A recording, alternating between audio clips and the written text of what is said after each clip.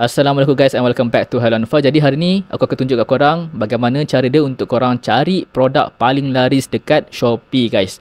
So bila kita nak cari sesuatu barang secara online, penting untuk kita tahu produk mana yang ramai dah beli dan ramai puas hati. Okay, so jom aku tunjukkan.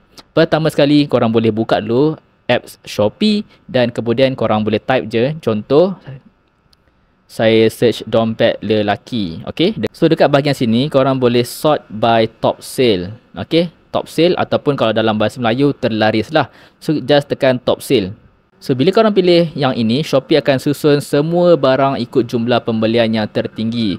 Maksud dia adalah barang yang muncul dekat atas tu adalah barang yang paling ramai orang beli, dan biasanya produk yang paling laris ni datang daripada seller yang trusted ataupun yang dipercayai, dan barang pun berkualiti. Tapi bergantung jugalah, bergantung juga pada barang tu. So korang boleh tengok pada review semua kan. So lepas tu korang juga boleh baca ulasan-ulasan pengguna lain. Korang boleh baca review, tengok dia punya rating bintang.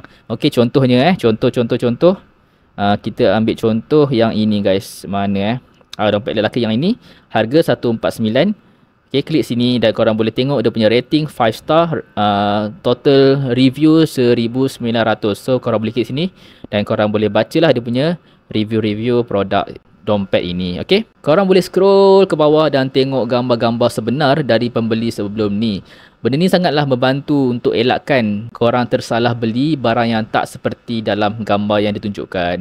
So itu saja guys. Kalau korang rasa video ni bermanfaat, jangan lupa untuk like, komen dan subscribe channel Halanfa, dan jumpa pada next video. Assalamualaikum.